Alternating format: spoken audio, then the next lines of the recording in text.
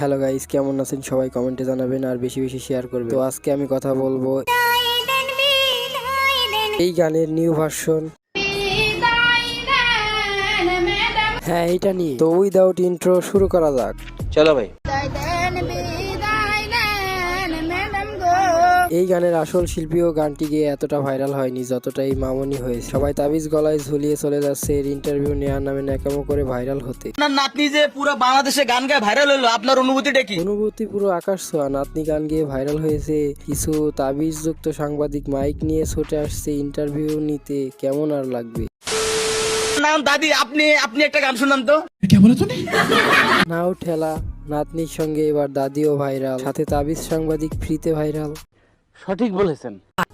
আপনি একটা গান শুনান তো সবার উদ্দেশ্যে। বিয়ের কোনেও বিয়ের দিন এতটা লজ্জা পেয়ে মুখ ঢাকে না যতটা লজ্জা তোর কথা শুনে দাদি এখন পেয়েছে।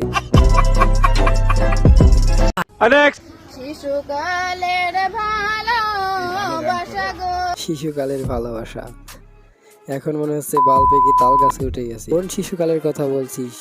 এখনো তো মনে হচ্ছে বিছানায় মুতিস। এই যে তুমি ওনার মাথায় দিচ্ছ না, এখন দাদির একটা বিদায়ের একটা গান শুনে যাও। চলো ভাই। বিদায় দেন দাদি গো। দাদি কিন্তু আসলে কান্না করে দিচ্ছে। হ্যাঁ, যে গান ভাই, বিদায়ের গান, আমারই শুনে কান্না চলে আসছে ভাই, একটু কান্না করে নেই।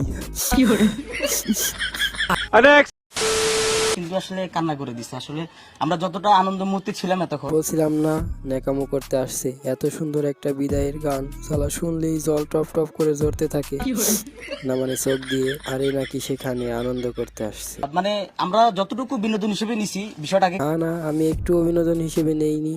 আমি জীবনে কোনো গান শুনে কান্না করিনি, কিন্তু এই গান শোনার পর আমার চোখের জল আমার চোখের জল ধরে রাখতে পারলাম না। বাংলাদেশের ইতিহাসে এরকম স্কুলে একটা প্ল্যাটফর্মে গান গিয়ে এরকম কেউ আসতে পারছে কিনা আমার জানা নাই। না ভাই, না পারি না। আসলে এর আগে যদি এরকম গান কেউ ভুল করে বিদায় অনুষ্ঠানে গিয়ে ফেলতো, আমার আর কলেজে ওঠা হতো না। আমি ফেলের পর ফেল করতেই থাকতাম, কোনোদিন বিদায় নিতাম না। গান তো কম বেশি সবাই গাইতে পারে, কিন্তু সে যে আবেগটা দিচ্ছে, সে আবেগে কিন্তু সবাই, কেউ কান্না করছে, কেউ তাদের বন্ধুদেরকে মেনশন করছে। আসলে এই বিদায়ের কষ্টটা যে কি তা আমি এই গানের মাধ্যমে অনুভব করতে পেরেছি। এই গানের মধ্যে যে এত কষ্ট, এত দুঃখ, এত বেদনা। আগে এই গানটি শুনলে আমি পরীক্ষায় দিতাম না, বিদায় নিতাম না, বন্ধুদেরকেও বিদায় নিতে দিতাম না। তো আপনিও কি এই মেয়ের ইন্টারভিউ নিয়ে ভাইরাল হতে চাচ্ছেন? আপনারও কি বাড়ির ঠিকানা দরকার? চলুন জেনে নেওয়া যাক। মানে আপনাদের গ্রামের নাম কি? হুরহাটি পূর্বপাড়া সরকারি প্রাথমিক বিদ্যালয়। কি আরে বলুন কি? হুরহাটি পূর্বপাড়া সরকারি প্রাথমিক বিদ্যালয়। শুনে নিয়েছো?